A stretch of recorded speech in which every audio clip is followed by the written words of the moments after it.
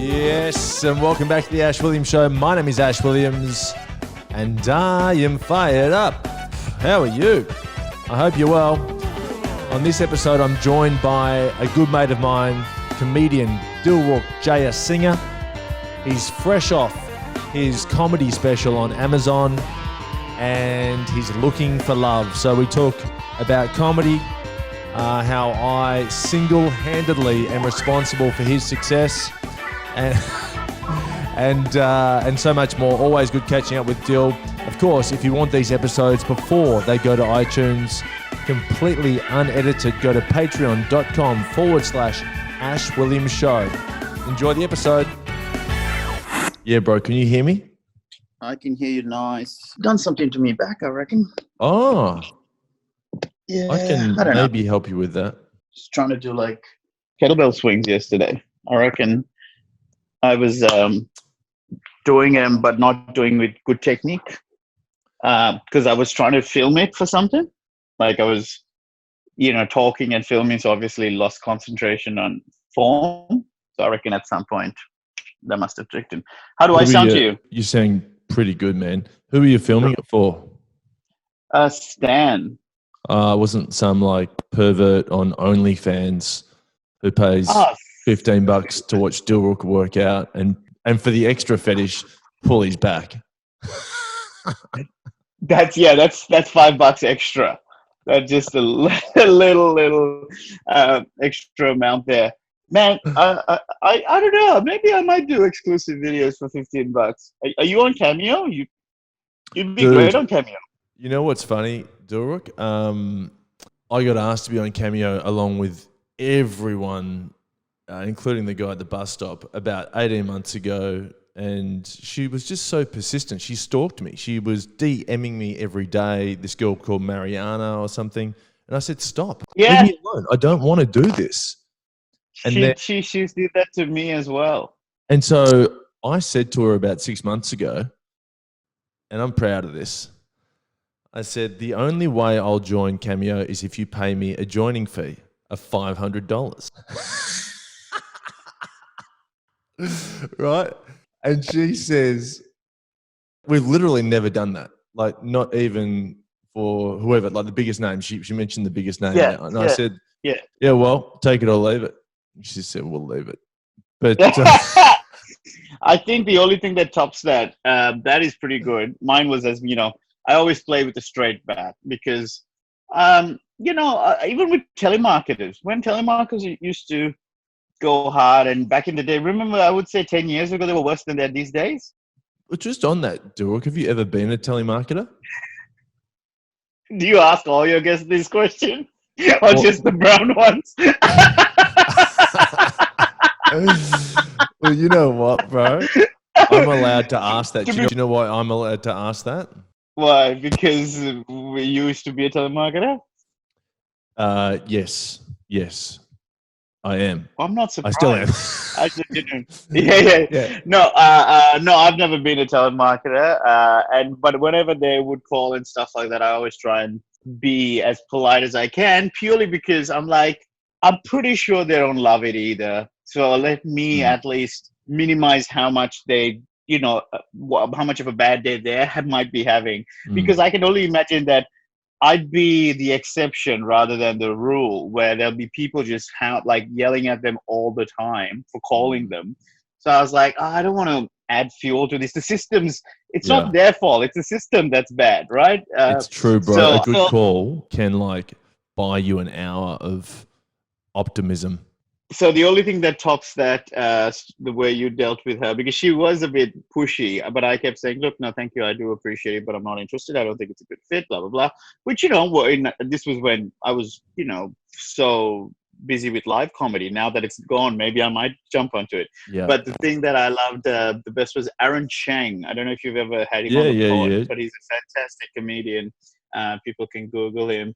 What he did is, when she wasn't taking like a decent no in return, what he did is he found a person on Cameo who does a Trump impersonation and paid him to do a video for her to say to leave him alone. Oh, that's and gold. she's now and that she's fired from Cameo. She got fired. No. But Oh Trump's right, like, I would have loved that. You're fine. the Actually, you know what? I'm glad that I'm the only person in the world who can't do a Trump impersonation.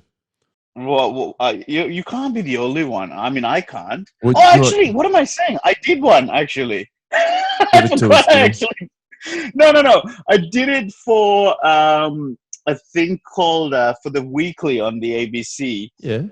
Charlie Where Pickering. Denise Scott. Yeah, Charlie Pickering. It was called Drunk History. So it was a playoff of Drunk History, Yep. and Denise Scott was maggoted, and she was talking about the impeachment, and her voice was dubbed over my actions. So I was Right. dressed up as Trump, and I was moving my mouth like Trump. So I think I got, I can't do the voice or anything like that, but I think I was able to sort of tap into that, that pinched up sort of face look though, where he's got that, Yeah. the Yeah. pouty lips and stuff.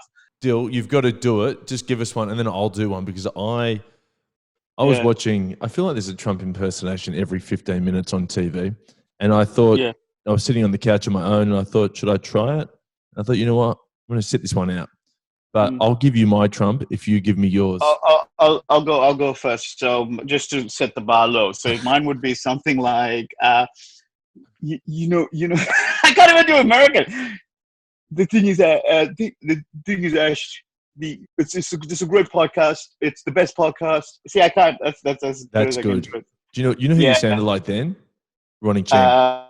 Kermit Ronnie Chang. Oh, you know what? It was more Ronnie than you. See, Ronnie and Arnold Schwarzenegger, I reckon, are very close. Because that sounds like Ronnie's always, you know what? It's the best podcast. Like that kind of like. Ash Williams, great podcaster. Yeah, it's nice to see you, Ash. It's really great. You're doing some great stuff, Ash. It's really love. And then Arnold would be, you know what? You're doing some great stuff, Ash. Like, it's really great. Like, it's got a very similar.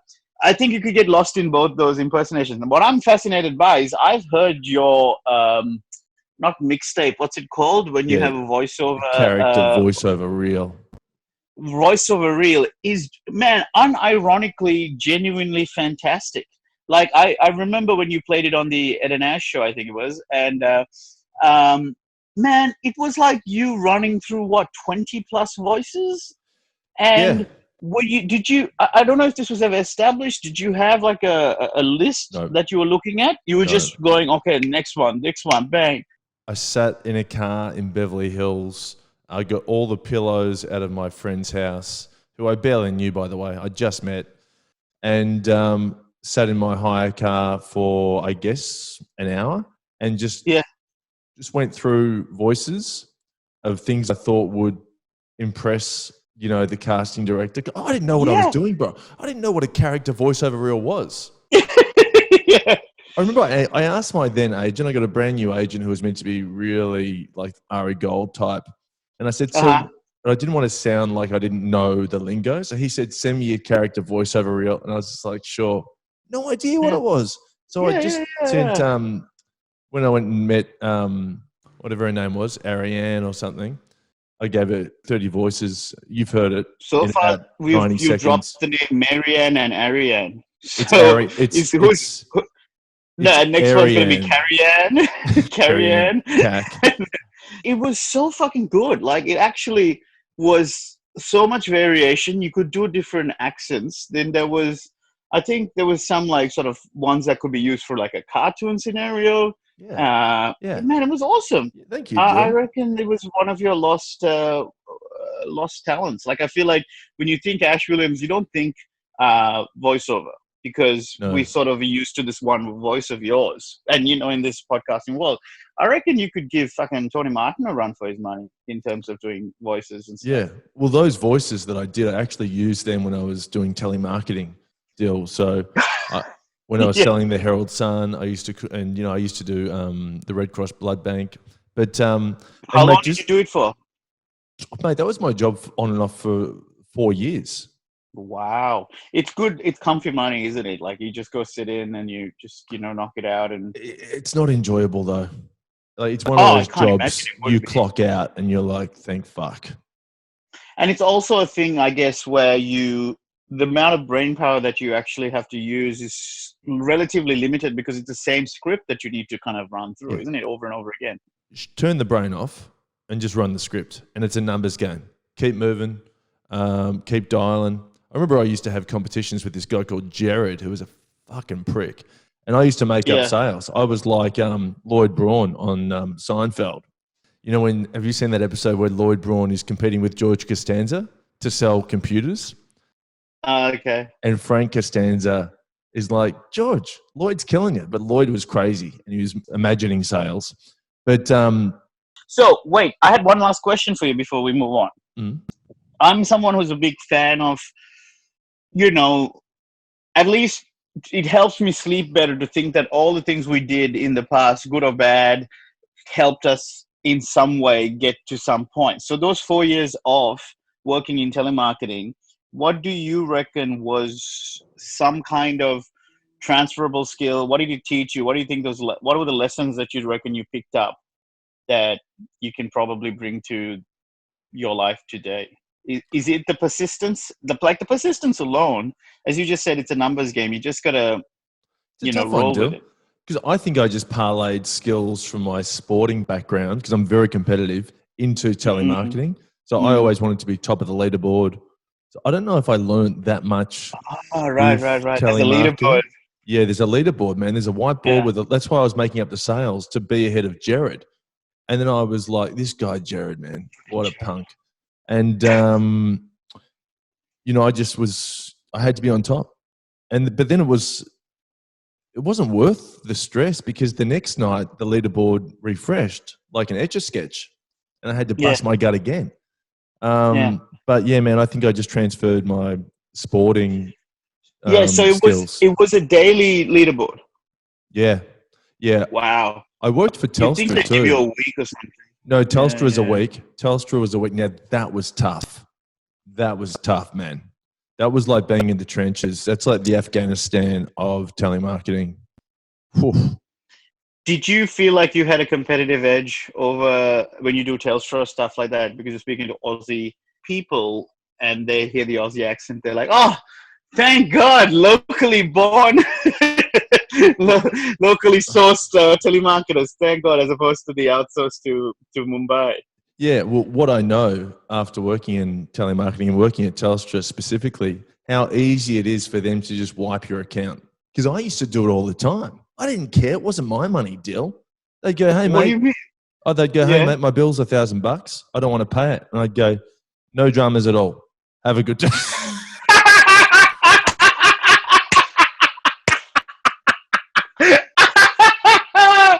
Oh, that's so fantastic. Oh, my God. Did you even have the authority? You must have just had like an ability to knock off a couple, but not like next level. Yeah. I only had like tier 1 authority, but I could wipe a bill of 1,500 like I You're was kidding drinking me. a glass of milk. Yeah, man. I used to love doing it. And then like... So I had a thing where I would constantly mess up and go over my, data or whatever and blow it out. Data was the big one back in, say, 10 years ago, I would say. Now it's like unlimited, so it's sweet. But, and I'd always call up, I think it was Optus or maybe 3, I can't remember one of them. One of them didn't have a system where they give you a warning saying, hey, you're approaching your data limit. You need to, pull your head in. Yeah. And that was some form of legal issue, which most people didn't know about. So what I'd do is I'd call them and say, hey, this is going up, but I didn't have any warning. They're like, oh, okay, fair enough. We're going to knock off $20. I'm like, not good enough. I want you to knock off the whole fine. Yeah. They're like, oh, sorry, we can't really do that. I'm like, well, let me speak to your manager. There was a whole process. I'd almost do it so regularly. Then he goes to the manager, and then they said, no, sorry, we can maybe knock off another $30. So it's 50. I'm like, no, not good enough. All of it needs to come off because you had a responsibility to let me know. They still say no. Then what I do is I just quickly call up the telecommunications ombudsman. Yeah. They give me, they say, did they send you a warning? I was like, nope. All right, here's a case number. And as soon as you quote the case number, the phone company shit itself because I think every day or something that there's a case that's outstanding costs them a bit of money. Right. And So they have to try and negate it as quickly as possible. As soon as they hear the case number, they go, oh, yeah, fine, here we go. It'll take off this $80, Yeah. because for them, 80 is like a drop, a drop in the ocean. But if it's like happening across the board, obviously it's going to be a lot. But each individual case, it's so much easier to go, yeah, fuck it. All right, you're gone. Dude. And I managed to once, because they dicked me around, not only did I get a fine get removed, I actually got them to then give me new amounts of data as a thank you for my patience, and drop my bill as well or something like that. I can't remember. They like said, well, we'll waive your extra $15 per month that you've been paying for data. It's free now for the next 12 months. Massive. One day I made sadly I made one lady in India cry though. I felt really bad, but it was 45 minutes that we were trying to deal with the issue.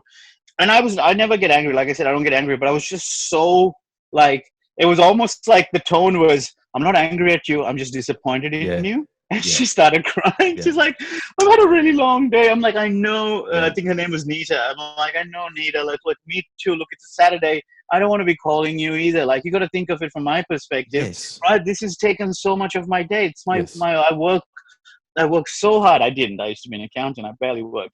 I work so hard Monday to Friday, and I don't want to spend this for my Saturdays talking to you. She's like crying. I'm like, let's try and work through this together. Like, we're on the same side here.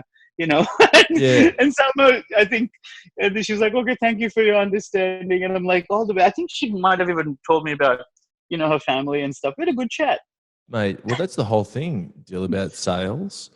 It's about making the other person see your point of view, and likewise.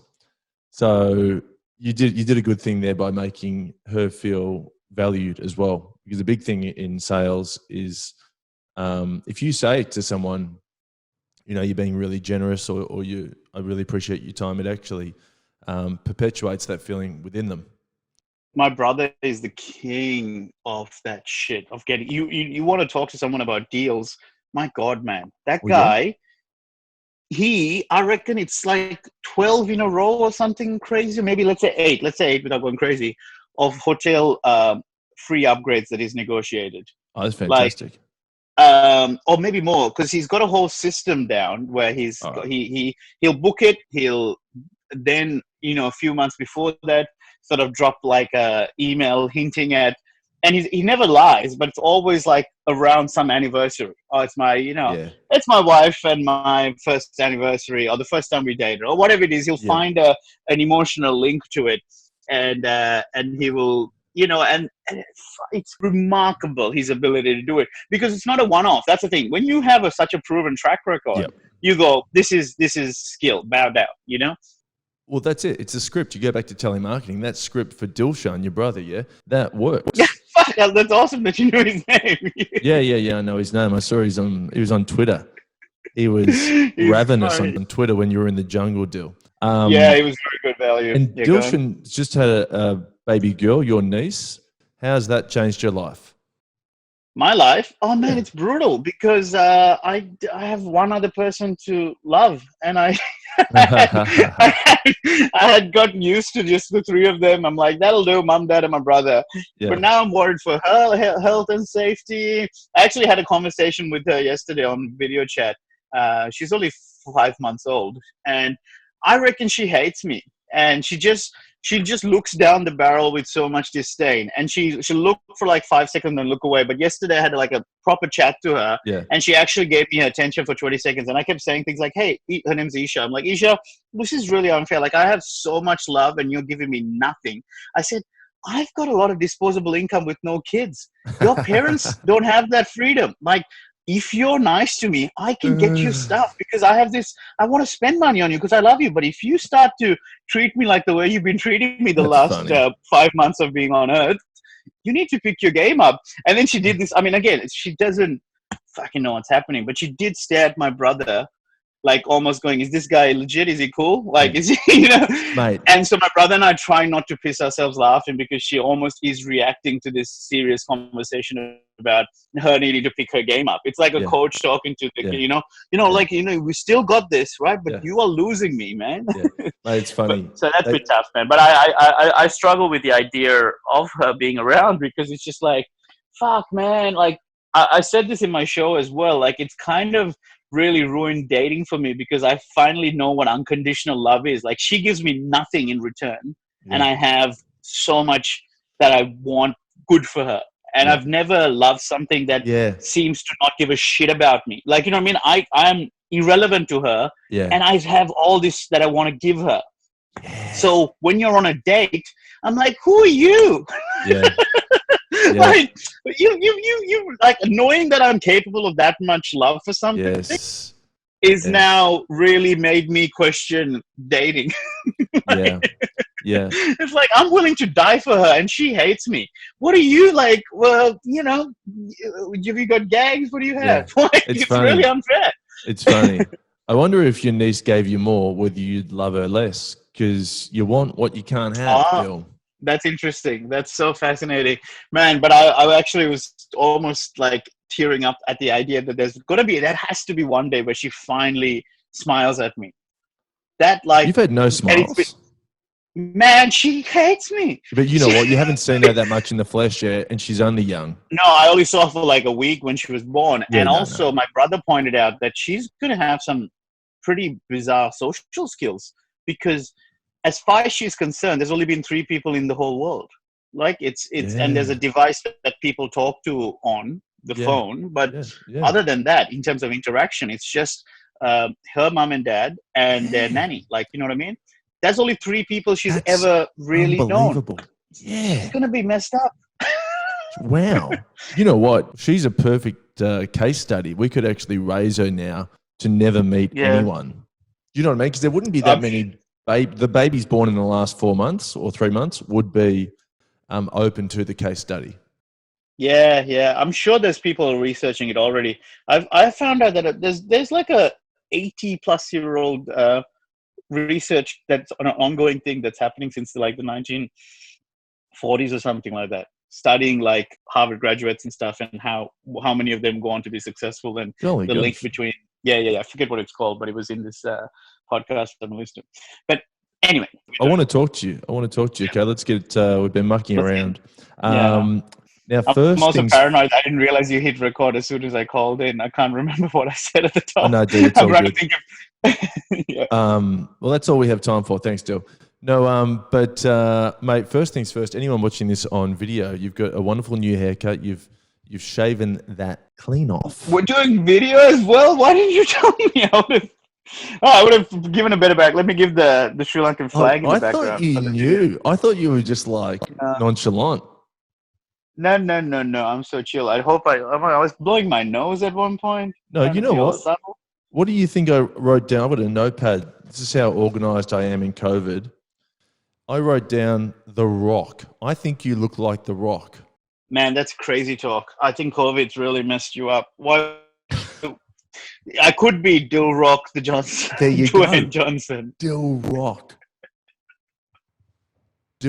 Johnson. Dilruk the Rock. Maybe that might be our title for this episode. Ed Cavalier was helping me a little bit with some definition stuff. I was having some troubles with my tricep. I couldn't do the, what's it called? The extensions. Tricep pull down extension. Yep. And so he gave me a bit of technique on that. And then, of course, the gym shut down. So, but I don't know. I feel like the triceps sort of started. I mean, no, not really. There we go. They are. They definitely. There's a little bit. Now, I was going to say, if you want me to become The Rock, then I feel like I need a lot of, the physicality to kind of match up. Because the head, here's the thing, actually. I have realized how much I'm actually balding. So when I had the big mop, it didn't really matter because it was sort of there. I'd see it when I come out of the shower, you see a bit of scalp. But once I shaved it, I can now physically see the bits that are growing quicker than others. And oh boy, we are headed for an interesting time in the next few years. But I'm trying to be grateful. On the one hand, I always look at it like going, well, at least I was alive long enough to see my hair fall off, right? That's true. I'd rather be I'd rather be older and bald than young and with a full head of hair and dead. You know what I mean? But the other thing as well is I realized, man, I'm so grateful that I do have a good head for a shaved head. Mate, you do. I'm not just saying this. I know people say this after a haircut and go, oh, your hair looks so much better. Yeah. I mean it. It looks better. Yeah. It looks better. Because I like the people who have the guts to say, oh, you got a haircut. No, it looked better before. That is a strong move. You know, no one ever says that. It's like that whole thing. It's like, no one does, man. No one ever does. You can't do that to someone. It's like, but you know what it's like? I used to wear a lot of fake tan. I wore it for about 3 years, and then I stopped wearing it. And people were coming up to me in the street going, thank God you stopped wearing that. God, so much better. Oh. And I'm like, what do you mean? Was it bad? Yeah. I'm like, yeah. Why did you tell me when I was doing it? Yeah. It was, man, I don't know. Look, I'll be honest. It wasn't easy when I realized that it was thinning because as you know, I was, about 35 kilos heavier up until 2 years ago and had this so much insecurity about my body and how it looked and all of that. And I feel like I finally got to this point where I'm starting to enjoy physical change, like physically enjoying myself. And it's like, that's the time that my hair has decided to go, you know what, we're going to fuck off now. I'm like, no, come on. I worked all this therapy was on working about self-love neck down. I forgot to fucking self-love the top part, Dil, if anyone's listening to this on a podcast, they're going to expect you to look like Akmal. You are not. No. You're sure, barely. Sure. I wouldn't say you are thinning at all. I would say you see this little patch? Yeah. See, and compared to the sides, like you can see, if I sort of bring it up like that, yeah, put it this way. It's like I'm a couple of years off. But it's happening. This is what I'm saying. I'll give you 5 years. Yeah. 5 years, right? So that's 40 when I turn 40. Do you have? I'm 35 now. Yeah. Do you have an invisible kind of shot clock on when you want to get married? Oh, what a fucking question! Jesus Christ, Ashley Williams. Speaking of Ashley's, I should get Ashley and Martin to do some deals with me. I mean, have they had a comedian do a hair thing? Probably not. They've had like Shane Warne. They've had Brent. Remember the footy Brent Guerrero? Oh, Guerrero from the Hawks, of course, mate. Former Sainer. Yeah.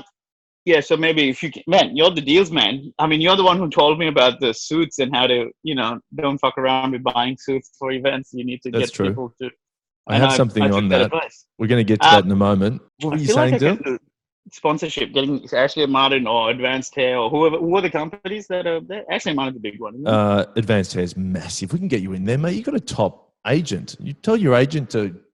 That's easy. But they've got so many clients who are bald, like Tom Gleason as well. So it'd be like, look, I'll take your case on, Dilruk. I'll do some outbound cold calling from the telemarketing center. That'd be amazing. I was actually going to do a gag. I took a pic of the head. And I was going to chuck it on my Insta going, all right, your move, Ashley Martin. I'm ready when you are. Well, I like it. It's already a good opening. You go, hello, is that Ashley and Martin? It's Ashley. Like, we're off to a good start. But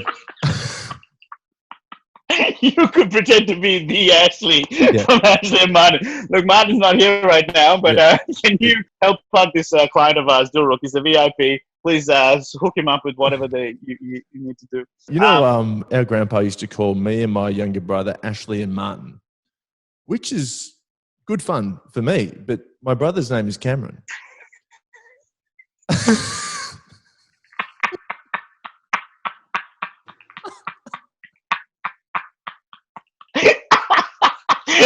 The way you played it, I was so sure his name was Martin somewhere. But no.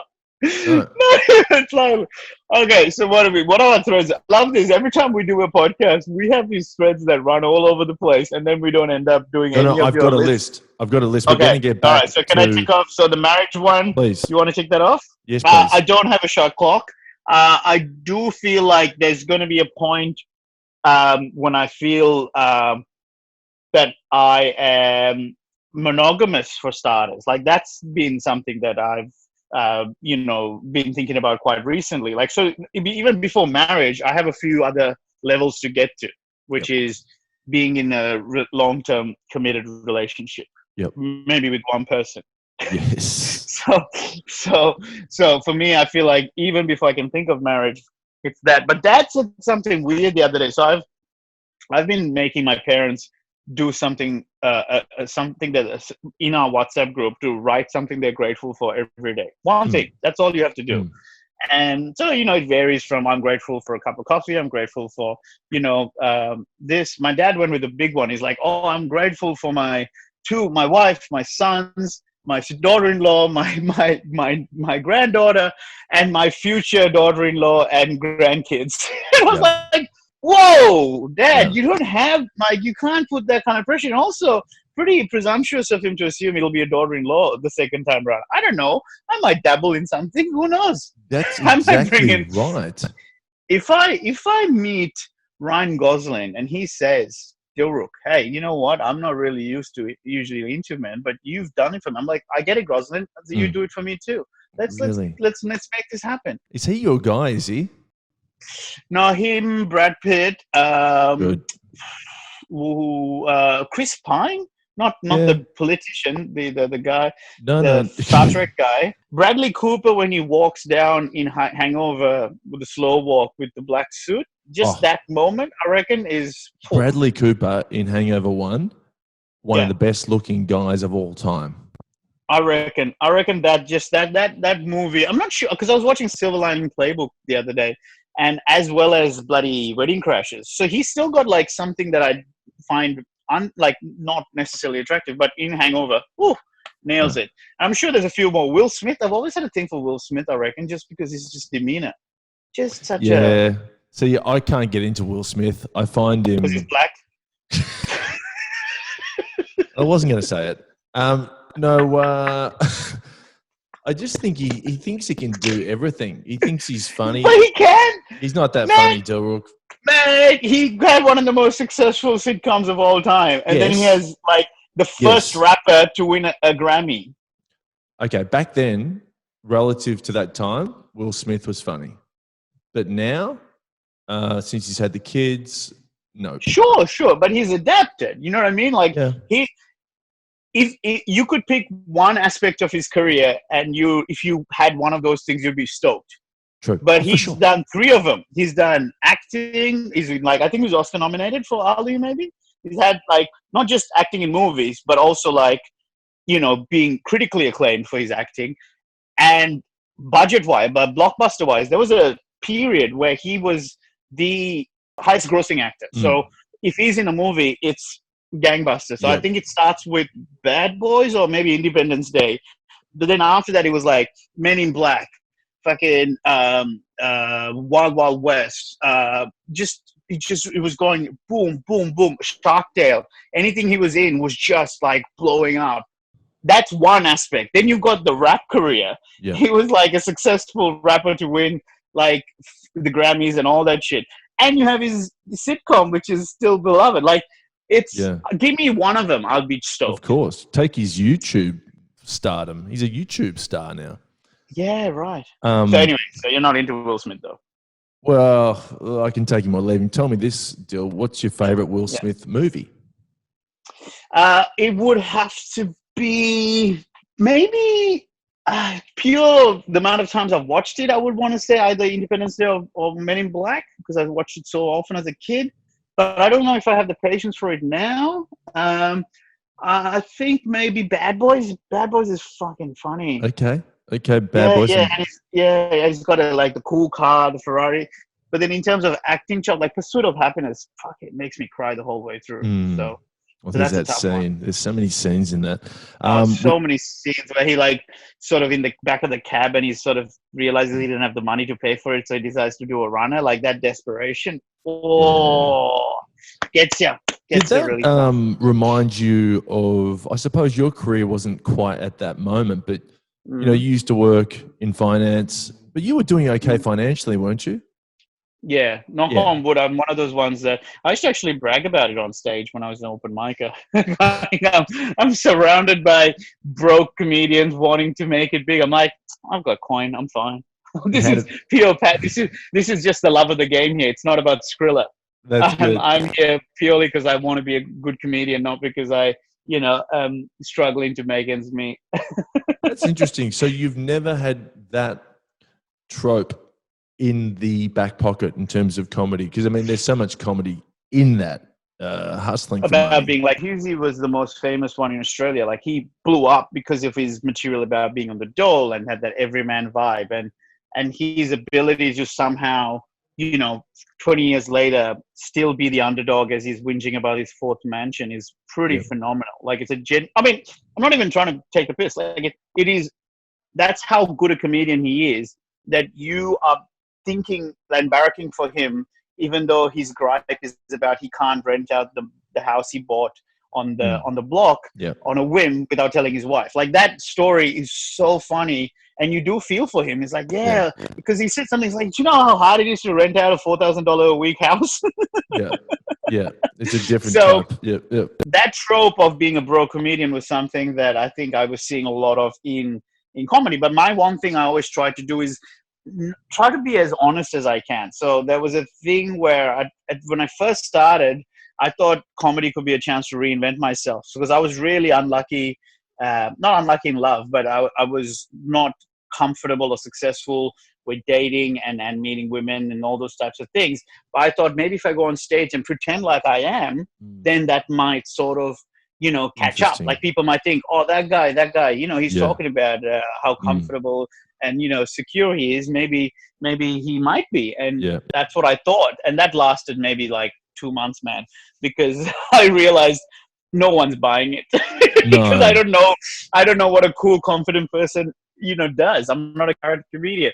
So I just decided to go the other way, which is just be as authentic as possible and try and be as honest and find a way to make my honesty work. For me, the idea that having, like, not being broke was one of those things that I went, yeah, look, no one else is talking about how comfortable they are, even though we're in a backpacker a backpacker place, or when we were in Footscray in some fucking back of a pub. What was it, Dancing Dog? It was a church. It was a church, yeah, shit. So yeah, those types of gigs, I thought, you know what, fuck it, I'm going to talk about how I'm, I have to say rich. I wasn't rich, but I was, comfortable. And also, it was kind of it was true, but it was heightened. Like, I wasn't super rich. I didn't own property. I don't have shares or anything like that. But I lived in a nice apartment in the city. I dressed well. I was like, fuck it, I'm going to talk about being successful. Dilruk, you're very lucky that first advent of your material didn't necessarily work with the crowd, because if the crowd was raucous to that, you would have been in a catch-22 situation and you would have thought, I have to lean into this.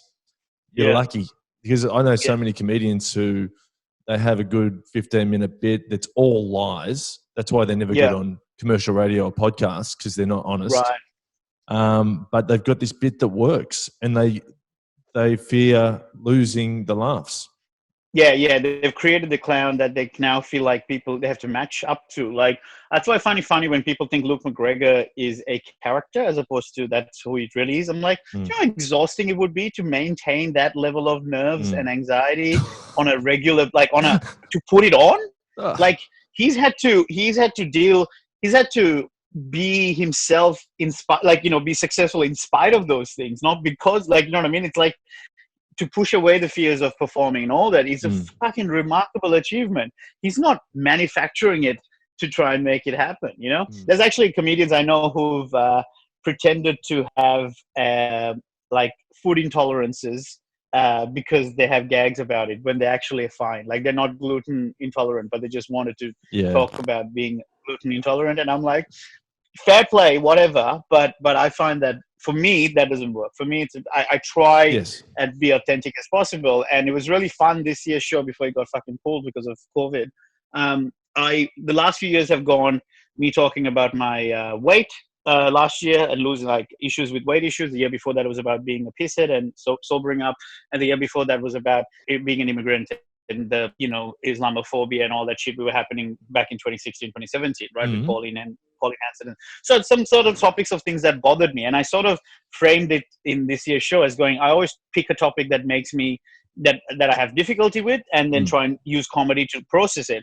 And I said, unfortunately, this year I'm having a great time. I'm really happy and I've got fucking nothing to whinge about. And the whole show was about actually being happy. And I found that to be challenging because you think you go to see a comedian who's always like, oh, woe is me, this is my struggle. Especially me, like, it was talking about, oh, I used to be fat, I'm struggling to keep the weight off. Then last year, the year before, that was, oh, I was sober and I'm starting seeing the therapist. All these kind of things that bothered me. Whereas I was like, I have nothing to whinge about this year. I'm having a fucking great time. And of course, then the corona kicks in and then I'm locked away by myself. Well, now you've got your new show. But of course, on Amazon, Dilruk, Bundle of Joy. So is this the show you're referring to? No, this show was the one in Bundle of Joy that's on Amazon is an hour version of all those previous 3 shows mashed up into one. Oh. So it talks a little bit about the racism stuff. It talks a little bit about the racism stuff, but a lot about the weight loss and the mental health stuff. Mate, you must feel very confident in that. Sorry, I haven't watched it yet. I haven't watched anyone's special, no, so you don't feel bad. But I've only watched mine, so if that makes you feel bad. On loop. But you must feel confident. If that's basically your best of the best, you must go, yeah. I mean, that's good stuff. It's the best of the best, but it also, there were elements that weren't executed as best as I could have. So there were certain bits that are in there that I know I've done 200 times, and 200 times all were like 10 times better than what ended up on tape. So that was a hard one to kind of swallow, but you just have to go, well, that was a snapshot of what happened that night, and I just have to live with it because we only did a one take. How do you know? There was only one show. How do you know that the 200 times were better than that? Did you see the video footage 200 times, or was it a feeling within when you were performing that? Feeling within, because also I know the wording I fucked up. I know the fact that we filmed it and I had to do a reset of certain lines in that particular bit. You know what I mean? I was like, hey, I know I did that bit, but I'm just going to pause, I had to bring the crowd on side going, guys, I really fucked up the wording of that. Let me do that again. So that was your first special per se? Kinda. I did one for ABC years ago, which I've tried my best to bury. But it keeps popping up because it was actually if anyone does, people who are listening to this who have seen it, and some people have been really nice. That's the thing. I never want to be like a type of person who is like, oh, that was shit or whatever. It's just like, no, like when I say something's bad, it's not that I think, I don't look back at my first few years of performing comedy and go, oh, that was so shit. I mean, it was shit, but that was the best I could do to my abilities at the time. So I actually look back on some of those things fondly. Like I always look at some of my material that's just so cringe, but I'm like, that's so cute, because it's like when you're a kid and you color a picture and it's all over the shop, you still look at it and go, what a shit draw, like what a shit artist. You go, oh man, that's cute, that's nice, that's what the best that person could do at the time. So when I say something is shit, or I look back at something going, I didn't nail that, it's purely because I knew I didn't meet the standard I was at the time. Okay. So the ABC one, if say I was capable of being at 100% of my skills at the time, that particular filming, I reckon I hit like 50% of my capabilities. Right. Do you know what I mean? Like I just know in fact, here's a little trivia behind the scenes. It was a week or 4 days before I quit drinking permanently. I was so hungover in that performance. I was so like just a drenched sweat. I just couldn't stop sweat. I never drank before gigs, but I would get maggoted the night before, and I never respected it enough, I guess, to go, hey, you've got this big taping tomorrow, how about you have a good night's rest? And instead I was at 5 a.m. I was at a gay bar in Canberra with a senator. Oh my God! There is the trivia. Who is the senator? I think people can easily guess if you follow who I did a podcast with that day. Oh, I've got it. I can. Dastiari. Yeah, Dastiari. And so, and it was, it was real, because that was the early bar that was open. We went drinking and stuff, and it was really fun, all that. And then I go and film this fucking thing that I should have been like filming in Melbourne, by the way. So I flew back to get back. And instead of being refreshed and focused, it was this really disappointing execution. Now, I'm glad people still like it, But I am someone who likes to think I'm better than that, and rather than just saying that shit and whinging, I'm like, okay, make some fucking changes then if you're really just unhappy with. And so yeah, I mean, that's just one element of why I quit drinking, but that will play the part for sure. You had a big night, mate. 5 a.m. at a gay bar. That's a monster.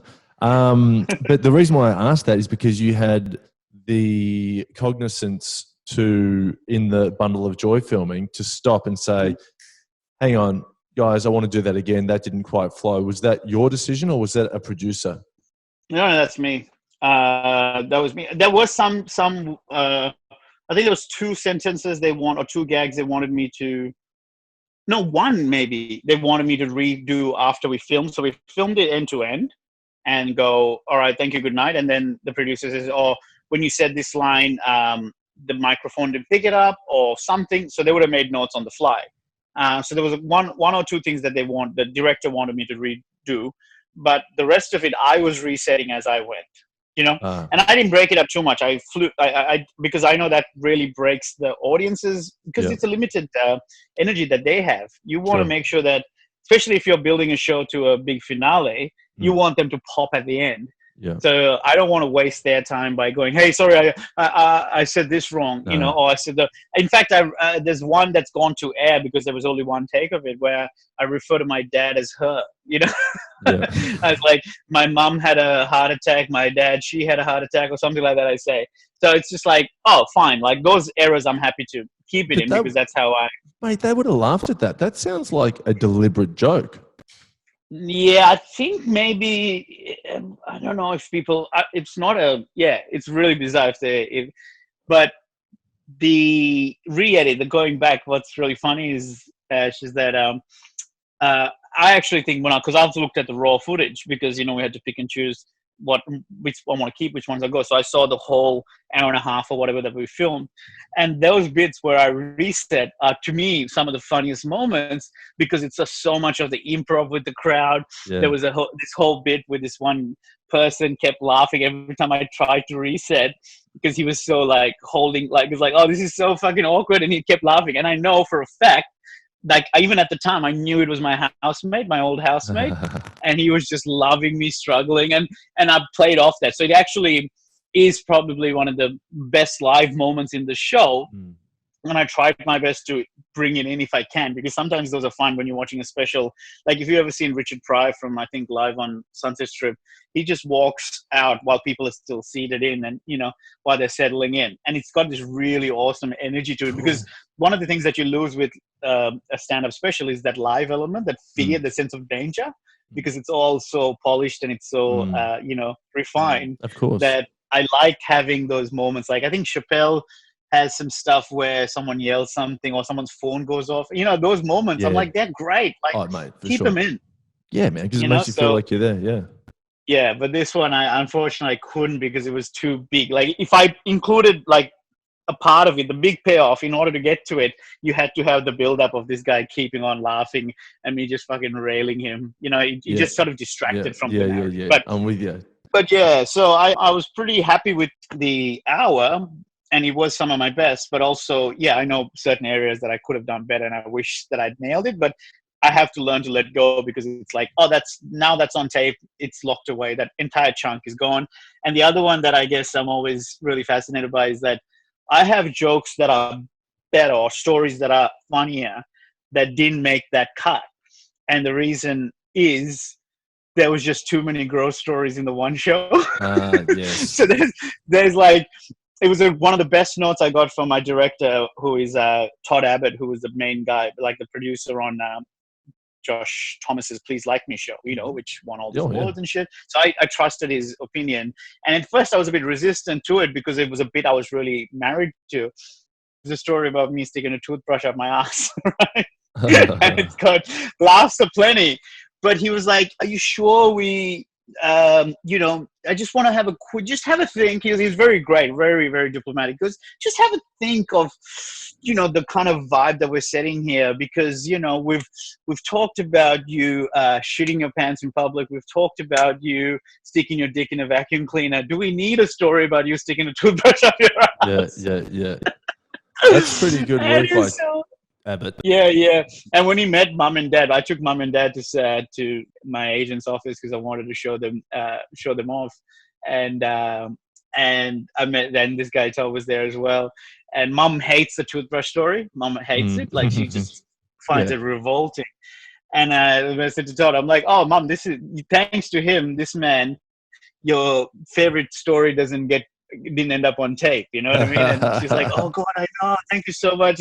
He's like, I was just looking out for you, madam. I just knew that, you want to be proud of your son's work. And I'm like, yeah, she'll be proud of the dick sticking in the vacuum cleaner bit, but not the toothbrush up the ass. Right, that's crazy. But for me, that's a really interesting point, is that I think is funnier than some of the stuff that ended up on tape, but it just means it just didn't fit, You need the flow. It needs to have the arc of the story. Obviously, Todd's been doing it for a long time and he's good at his job. Now, we do have actually a question here from Tom McNamara on Patreon. And this is one of your famous stories.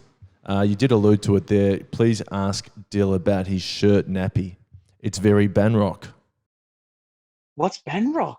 Oh, you've heard the Banrock story. That's just my Banrock. Yeah. Is that when you went to the pub, when you went to the bar? Yeah. Yeah, you were frothing?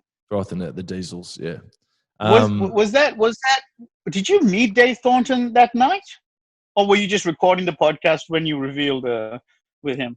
Mate, you know what? There's a classic story on Steele Saunders' I Love Green Guide from years ago, and Dave Thornton tells that story. So I think I just met Dave.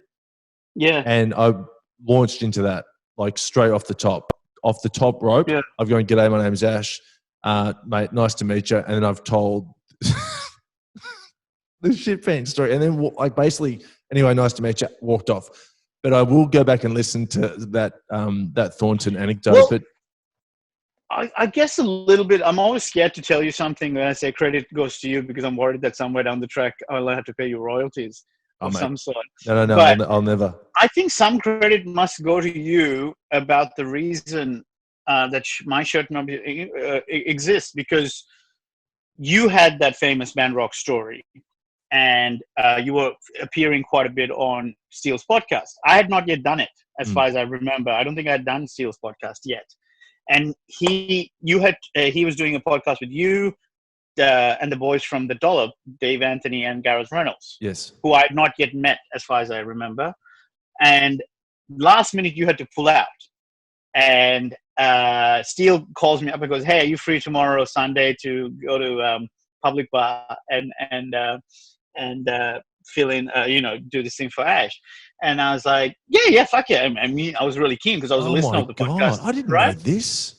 Yeah, and so I jokingly said, "Oh, hopefully it's going to be tough shoes to fill." I think I jokingly said, "Tough frothing shoes to fill" or something like that, and to be in Ash's boots or something like that. I might have joked, and he goes, "Oh no, it's fine as long as you've got some story about shitting yourself." Like, and he was joking. He didn't say it seriously. He just said, "It's not." And I went, oh, actually, I do have one story, which at the time I had never said on a podcast and I had never spoken about on stage. The story about me shitting my pants. Yeah. Thing that was so horrific to me and so embarrassing to me that I never wanted anyone else to know it even happened.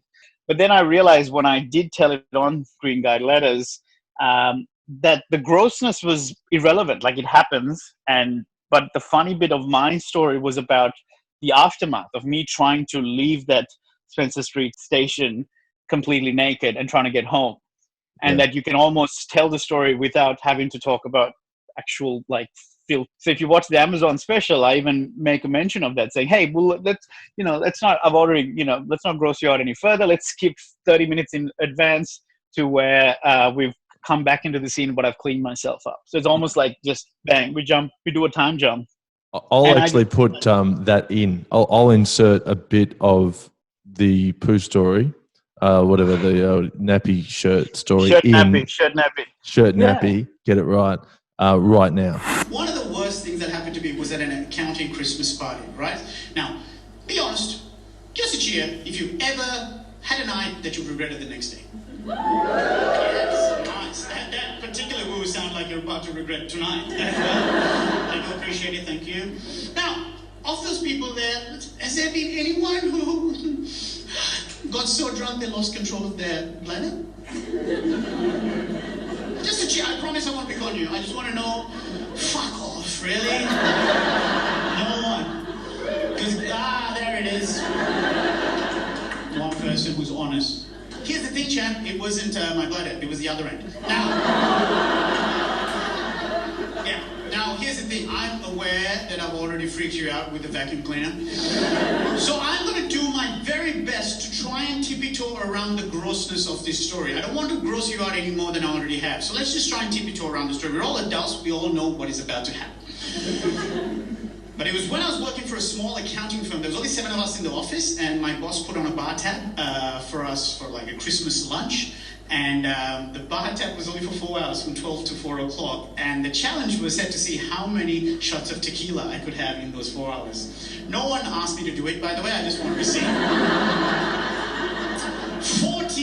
14 shots of tequila in 4 hours. That was on top of all the booze that I was already drinking. And after all of that, at 4 o'clock, I was walking home, bright daylight during an Australian summer, stumbling home, trying to get home, and all of a sudden, it kicked in. I got the sensation for twosies. And, shut up, it's a medical term. And I knew I wasn't going to make it all the way home, so I decided I'm going to run into the train station toilets that was nearby. Now, I run into the train station toilets, I open the toilet door, I close the toilet door, and I turn around and I see the loo. Now, when you're sober, biology works great. You know, it has a lot of precise planning around it. You know what I mean? You sort of, you pull your jeans and underwear down, you sit down, and then this poo shall pass. It's almost like the precision of a flight being landed. You know when the pilot sees the runway, he takes the plane to the runway and then taxis and then tells the cabin crew, please let the passengers out. Unfortunately for me, my pilot was so drunk that he goes, fuck it, I can see the runway here. Just let him out now. Just let him out, go now. So it happens. Now, like I said, I don't want to gross you out, so let's skip forward in the future. 30 minutes into the future, and we're back in the toilet, but this time, now I'm clean. I'm super clean, but there have been some casualties in the landing. We lost a few good people, mainly my jeans, jocks, and shoes. Gone! So all I'm left in is my top and nothing else. Top and nothing else. I look like Winnie the Pooh. And you know where he got his nickname from? All that honey. So I knew I started to walk out there in public, and I couldn't have this exposed. So in this drunken state, because I was having a long sleeve shirt on, my bright idea was to take the shirt off and wrap it around me. Not quite a shirt nappy, but just more of a loincloth, really. So the idea is the sleeves comes all the way around, and it was meant to sort of, the knot covers this area, which unfortunately didn't cover everything, which is not a brag about any kind of length I'm having. No. It is a observation on width, because of how wide my hips were back then, that the sleeves didn't make it all the way around enough. The knot was so small, it just dangled above my penis like mistletoe, and waiting to be kissed, apparently.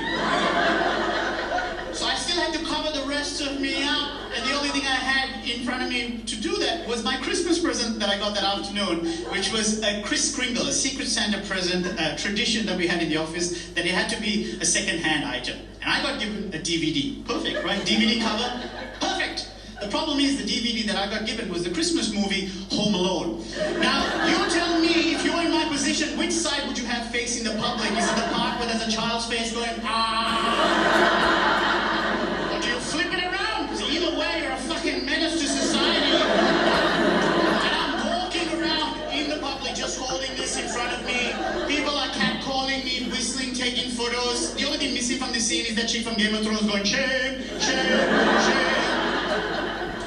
I would say, yeah, that has a lot of thanks has to go to you in that sense, because if you hadn't pulled out of the podcast, I may have not ever told it. If you hadn't already had an existing story about shitting your pants, I may not have told it. I remember seeing it, Dilruk. No, because I don't know why I couldn't make it. I mean, that seems strange that I wouldn't turn up. But I remember that night, Steele, I remember seeing a photo of you, and Steele, it was great at Sizzle on Twitter, and he said something like, wow, has Dilruk just topped Ash's poo story? And I was Right. like, the competitiveness within me was Competitive, yeah. like, what the fuck's going on today?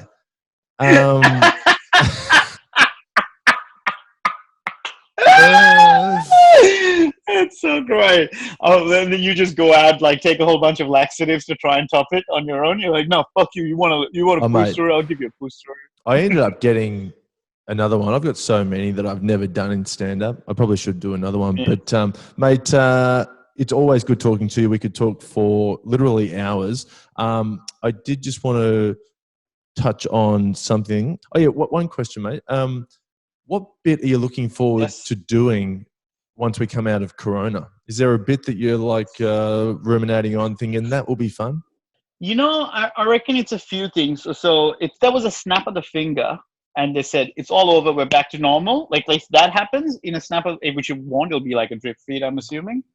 The first thing I'd do is I'd fly back to Sri Lanka and be with mum and dad. Yep. That's been extra hard this period because I've always lived away from them for the last 16 years. So it's nearly been, I was 19 when I came to Australia. So it's like nearly half my life has been in Australia now. So I've gotten used to being away from them, but the option of going back being taken away has made it harder. So I think that's number one. Number two, I'm very good at being grateful. Like even with my parents and my brother and all that, I'm very good at being appreciative of the time I have with them. I was always grateful for the comedy because I'm like, we don't know when this career is going to go south, so just enjoy it while we can. True. But even money and things like that, I'm like, this is all temporary. Make sure you enjoy it. The one thing I reckon I never truly appreciated and took for granted was the idea of catching up with mates. I never would have guessed there was going to be a scenario where all my mates will be off limits for me.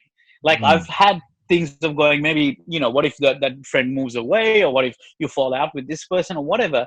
But as a group, everyone is off limits. I could not have picked it. So I reckon there'll be elements of that, of me wanting to catch up with friends. And thirdly, and it's hard to say this without sounding gross, and I swear to you, compared to all of the things we talked about, this is a very unintentionally crude thing. I really miss massages. Man, I can't tell you how much it was a stress relief for me, for muscle relief, all of that. And also called fuck you. No. This just sounds like a bit. It just sounds like, now guys, don't judge me. I really miss massages. It just sounds, like that's your top three. Family, I know, man. Family, friends, massages. The 3 M's. Mum, mates, massages. But yeah, do you know what I mean? It's just like that physical touch. Maybe it's because I've had like 6 weeks of no one touching me or me touching anyone. So you haven't been dating at all? Because you were prolific. You've been prolific for quite some time now. No, honestly, that's dating, not my words. Yeah. That's Dennis Comedi's words. Really? But, mate. About me, Dennis Comedy, about my dating, right? Yeah, there's nothing I can do really dates-wise. Oh, God, man. You're living in prison in Victoria. Oh, yeah, that's true. But I'm glad because it seems to be working, right? But the thing is, I did have a FaceTime date with someone. It was a first date. And as an activity, we watched, we worked out together watching Tiff Hall, Ed Cavalier's wife. And which I messaged Ed to say that, Tiff was basically accompanying us on our first date. And if it ends up in marriage, that they're both invited to the wedding. That is so beautiful. You had a threesome with Ed's wife.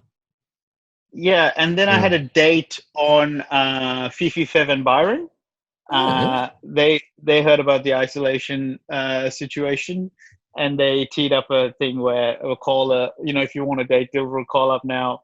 And I got hounded because I was like, you go in as a comedian, right? You're not playing this with a straight bat. You're having a few laughs. So I kept talking about how I can't drive and that she has to. I can't cook, I can't drive, and I don't drink. I was just really downplaying myself massively. And then Fev was like saying, "There's, I can't remember. He had to go at me because I didn't ask her a single question, which is fair." I said, "You were just doing jokes. You would have been doing gear because you've been itching." So, Yeah, exactly. So yeah, so I don't know. Dating's been pretty much non-existent, I guess. I mean, no, but I am. It's funny though. I did install Hinge a week Mm, after we went into lockdown. It was the one app because I only used Tinder before that, and then I thought, oh, if people keep talking about Hinge, let me have a crack because I just didn't have time. mm. And Hinge is pretty good. I got to be honest with you, but again, yeah, I just don't have. It almost feels like a commitment to try and work those dating apps. Bro, are you on Raya? Not yet. Is that the celebrity one? Do you want me to get you in? Yes. I'll get you in, bro. Like get and the other thing I'm still I tried to ask Instagram for a blue tick. They don't give it to me. I can get you with blue It's ticks like, as well. I'll put this on your file, man. Blue tick and blue balls. No. We um, blue tick and blue balls. Do you do episode titles? Because that's a perfect episode title. Blue tick and blue balls. yeah, that's good. Will that trump Dilruk Johnson? Johnson, Dwayne The Rock Johnson.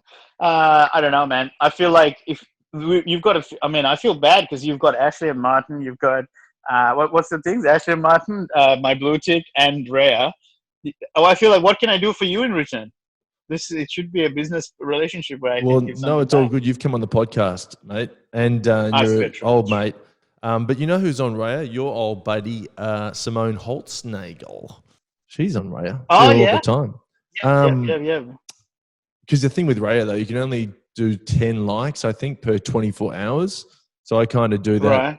each night, and then it's kind of like homework done. Let's watch Yeah. TV. So give me a bit of. So I've actually not even looked it up. I haven't even installed it. So Rhea is the one that is for people with public profile. Yeah. Instagram models, lots of girls in Russia, lots. Tennis So wait, players. so Russia, as in, you know what? Maybe let me see if I can install it on my own and No, see if you it need to be works. But referred, bro. Good luck, is all I'm saying. It took me 3 years to get in the front door, Dill. Literally. man, maybe I can. Well, Simone is really great. Maybe I can ask her, who's a better. Do I need one person, or if I have multiple people saying? No, put me and Simone, but what you need as the wild card in your pocket is the friend referral. So, like 2 days a month, I get a pink pop-up, which is not a euphemism, and it says, "Do you have any friends you As want to opposed to a refer?" brown pop out. Pink pop-ups and brown pop-outs. But What happens? The pink pop up. It says what? it says you have one friend pass. Send to your friend. Ah, It's like having one of those medallions like at an old right. nightclub. So you can't. Right. So you don't have a permanent membership. You have You'll like get one. I'll get you in the front door, and then you get one. Yeah. Trust me. You just need to get in the door, have a look around, and then they'll go, "This guy's not a murderer. Let's let him stay." Don't do screenshots though, bro. And that is not a joke. Do not screenshot, or you'll be kicked out. Fair enough. I think that's a good. I mean, I'm someone who plays my cards very close to the chest when I even flirt online and stuff like that. Yeah. Because of the fear of like screenshotting and stuff. But when someone gets once in a while, I suppose if you're in the heat of the moment, you get a bit in the text, you can get a bit graphic. But initially, when I'm first getting to know someone and they come in hard with the sexting, I'm like, "Phew," just letting you know, I'm going to be using words like breasts and buttocks. Yes. Well, if they come in too hard, yeah. Tits and ass. Dill, if they come in too hard in the first salvo, it's usually, "Hey, handsome." If it's "Hey, handsome," it's a catfish 99% of the time. How's this, man? There was someone who kept insisting on, this was on Tinder about 2 months ago, kept insisting on me. Phone? Calling them? Phone. Yes. Yeah. And I said, look, because initially they said, the clever thing, they said, what are your intentions with Tinder? And I was like, oh, that's a fair question. I get asked that a lot. And so I gave my answer and they said, oh, that's exactly me too. And I was like, great. I'm glad we're on the same page. let's try and tee this up. She's like, hey, what's your phone number? And I'm like, no, if you don't mind, let's just meet on Insta. If we, let's exchange details on Instagram or something like that and continue it there. And then just blocked, or then just unmatched straight away. Yeah. That was definitely something pretty That's sus about it. catfish. What I don't get is, so just say we're doing a phone call, how are they going to catfish you? Can they then get your details? I don't get it. Yeah, I know Joel Dommett publicly talked about, this is a British comedian, he got catfished, and they basically had a video of a hot girl on Skype, like typing away. Yeah. And but it was just a fake, the video was fake. Her typing was like a random thing, and someone else was doing the replying. So it looks like, they're still engaging with him, so say you and I are talking, that she said something like, oh, sorry, my microphone's not working. We'll have to just continue chatting like that.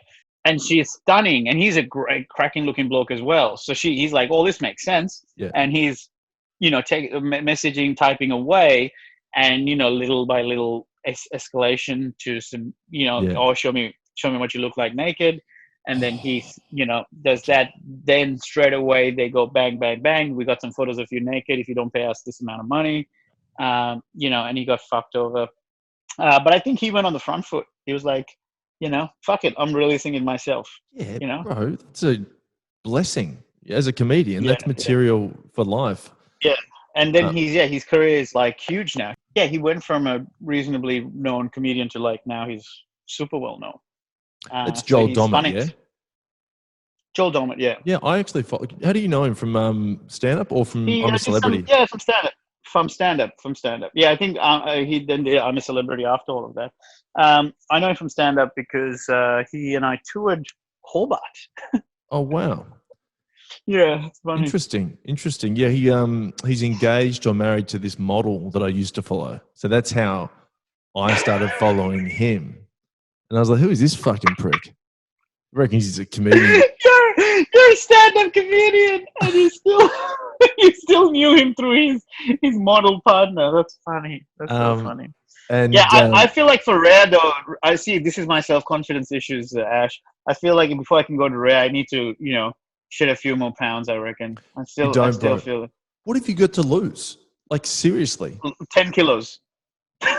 Yeah, well, I'll tell you something, Dilruk. Get on Raya now so that you're with someone. How do you spell it? Raya. And in America, they call it Raya, which is how I pronounce it. Someone has to refer me, though. So if I install it first and then send you a link or something, I will send you a text with the code. And, dude, you want to be with someone who is with you for you because you're a wonderful person without being too dramatic here. Sure, I agree. No, I appreciate just what you're saying, and I agree. But I find with dating apps that you need to. I back my personality and sense of humor wise. I'll back myself in most face-to-face interactions, right? Even if it's not about necessarily like dating, I feel confident that I'll at the very least I'm interesting. Right? Yes. I'll back myself there. But with dating apps, it's really limited. Those skills, the transferring of those skills into a dating app is very hard. So I feel like I have to overcompensate with the physicality there. Does that make sense? Yeah, absolutely. I don't know if there is a business already established that does specifically photos for dating apps.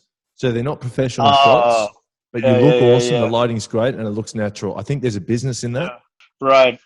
The Hinge one I put up because you can put like a caption or whatever. Yeah. I had a photo of the caption was the most exotic place I've visited, which is true, and it was a photo with me with the I'm a Celebrity trees in the background, and it was like it was fun to see the people who knew what that was because it's like it was sort of the set, not quite the set, but elements of the set. Yeah. But then I didn't want to lean in too much to that idea as well because there's a balance between, talking yourself up and also coming off as someone who thinks that being on a TV show makes them the fucking tits. Yeah.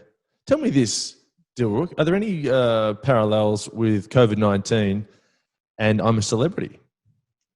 There are, in terms of like having less access to, restaurants and stuff like that, I guess. I would say, and you're isolated in a limited space. There's a bit of that. You know what I mean? That feels a bit similar.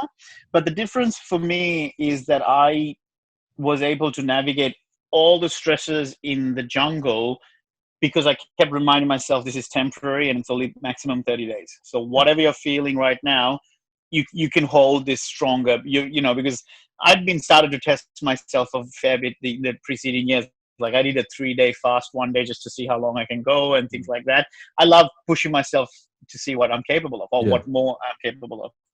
And so the jungle, I was like, look, this is just going to be another one of those things that you're better at than you think you are. So just trust it and back yourself.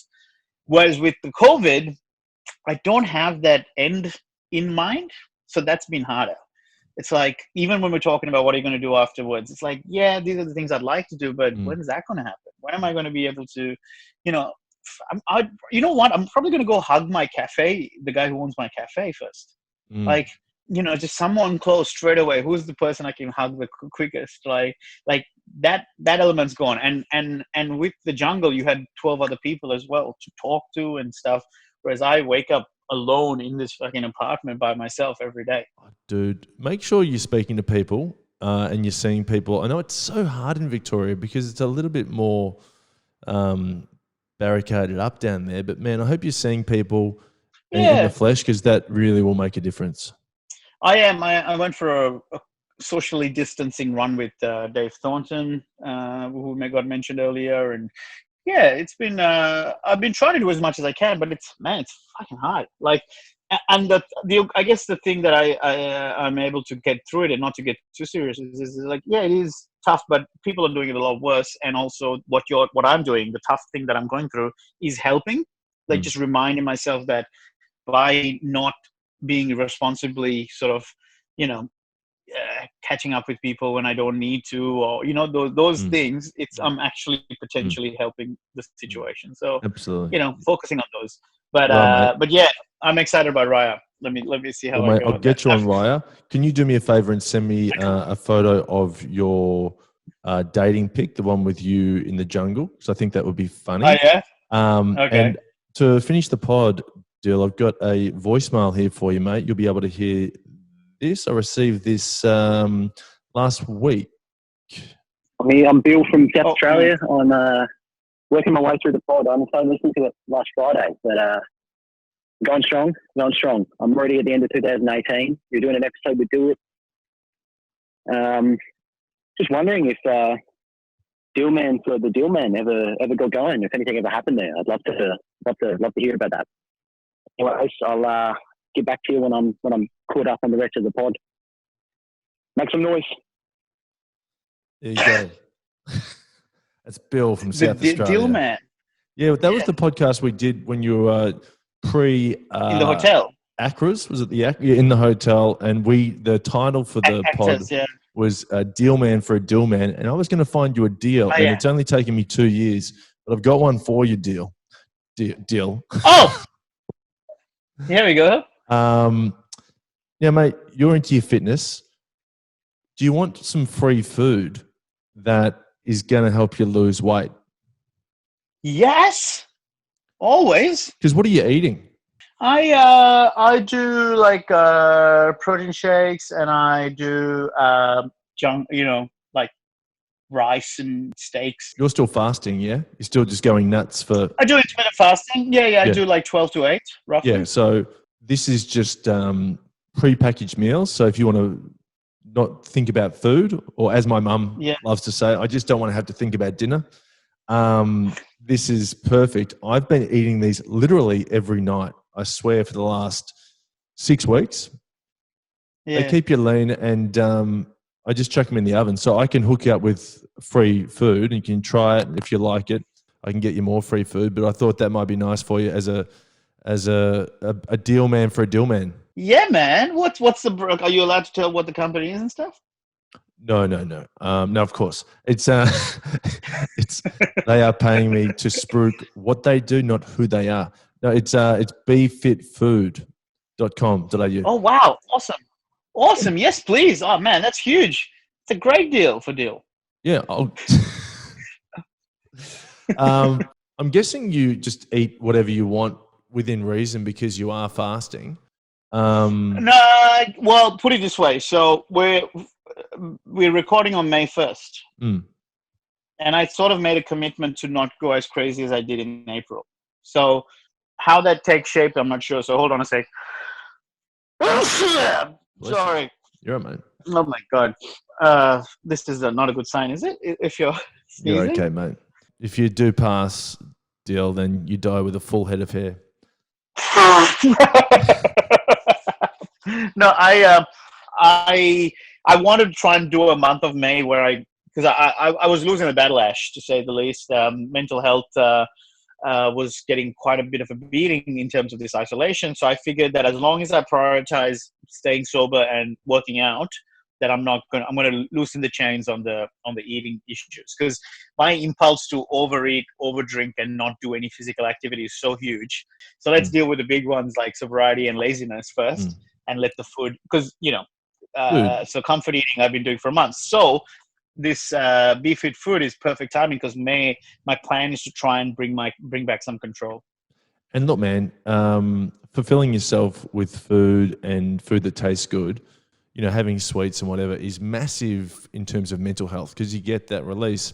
Dopamine hit.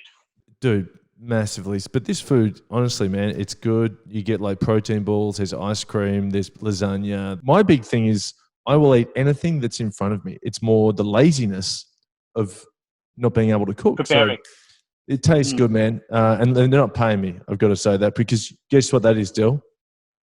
That's a free shout out. That's a free shout out for befitfood.com.au. Fire up. Yeah, it's a free shout out.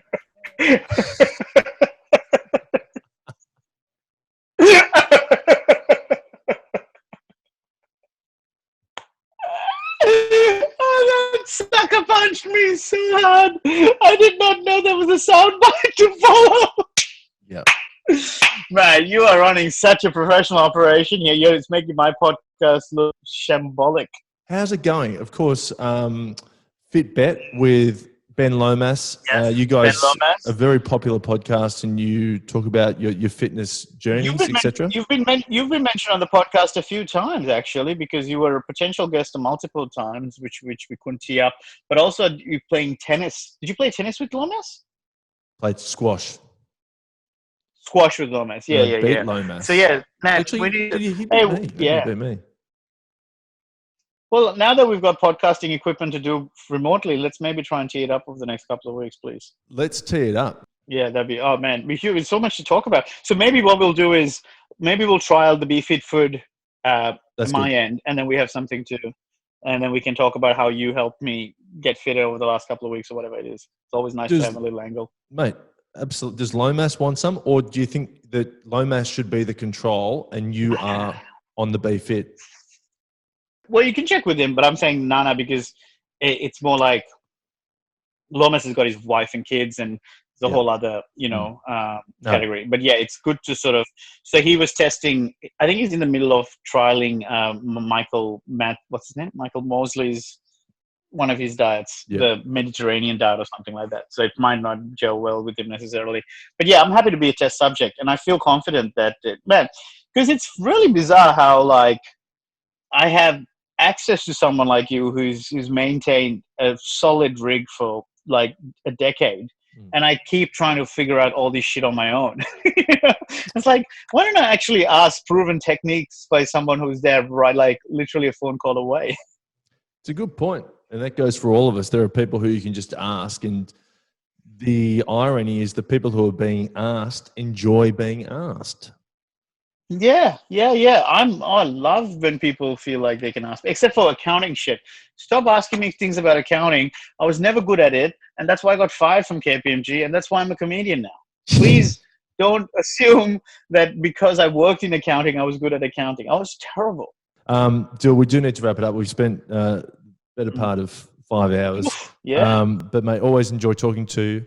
Go for a run. Free shout out to Run Melbourne. I'm rocking Shout out the to top Run night Melbourne from Dilruk Jayasinha. Yeah, because I used to be, I was their ambassador for last year. You know, when I was the Run Melbourne ambassador. Yeah, They mate. gave me a cool top.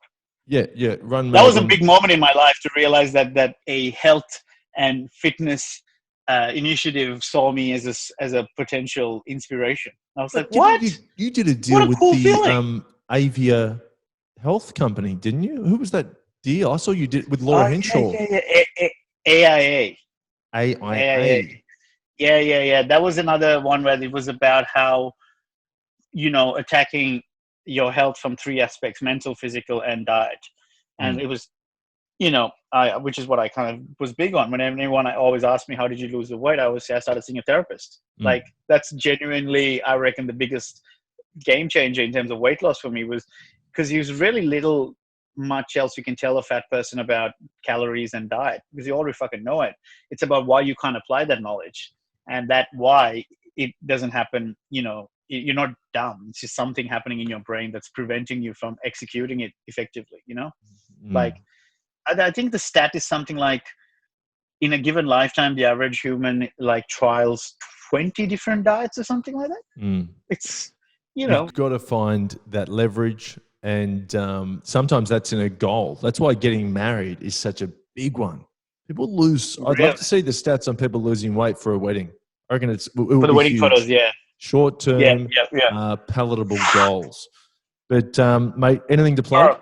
Amazon special bundle of joy. That would be great if people get a chance to check that out and show some love there. I think you can rate it. I'm not sure. Fitbed Pod, the podcast that will feature Ash Williams in the next month or so. And my Instagram, Dilruk J. Hopefully, let's get that blue tick. You know what, dude? I've got the girls. I don't want to say how I do it, but I can get you that, dude. Well, it's so funny because I tried it after I won the Logie. They said no. I tried it after some other TV show. I can't remember. Maybe Utopia. And they said no. Then I tried it again with after I'm a Celeb. Because I was like, if you Google, there's enough fucking news stories about me and I'm a Celeb. That's got to be something. Nah. And then I realized Matty J off The Bachelor, he's got 100,000 followers and he doesn't have a blue tick.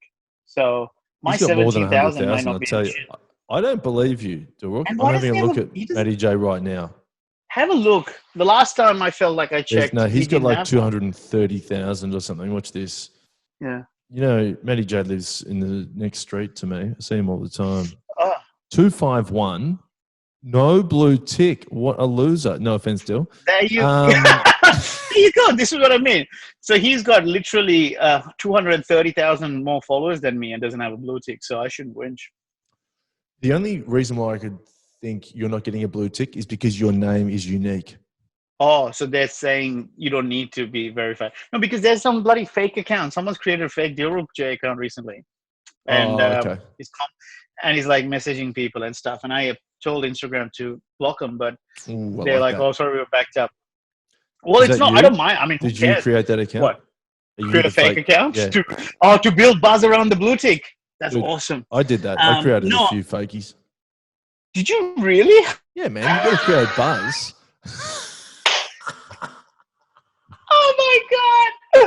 I didn't realize the genuine genius that I'm chatting to. That's amazing. So you create buzz by creating fake accounts. Yeah. And makes the powers that be think, oh, this guy's got some fake.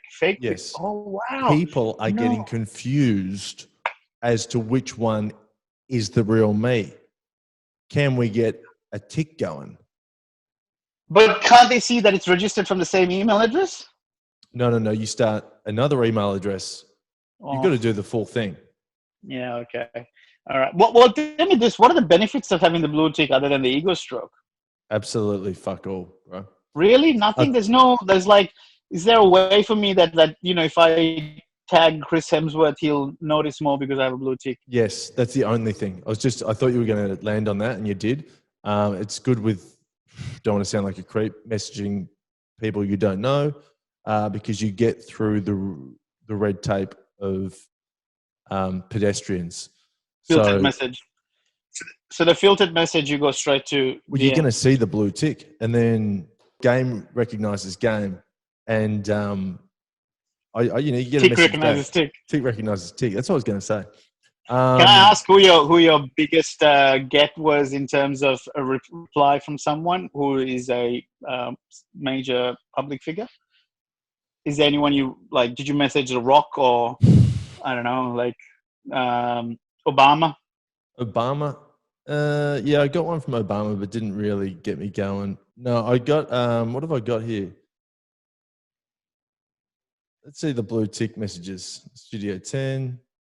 Dude, I don't know if I've been trying to get in touch with Paulie Shaw still because I played Paulie Shaw's best friend in his documentary. He won't write back. He won't fucking write back. Is that who's your biggest? That's all filmed and was it ever released? Never released. Oh, my biggest.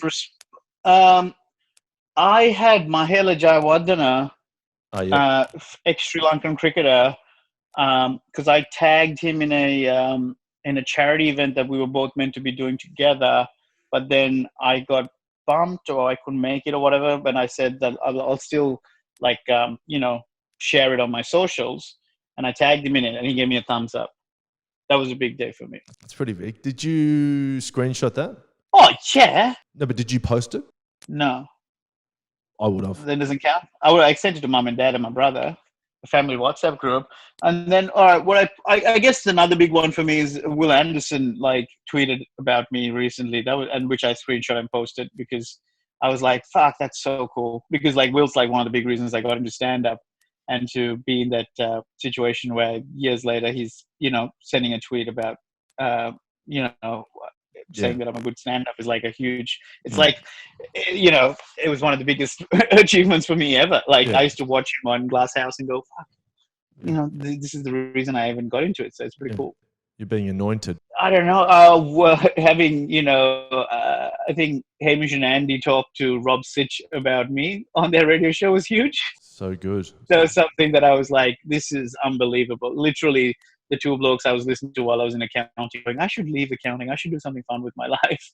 Then talking to the guy who created my favorite Aussie TV movie, The Castle. Yeah. That was fucking cool. You've had quite the life.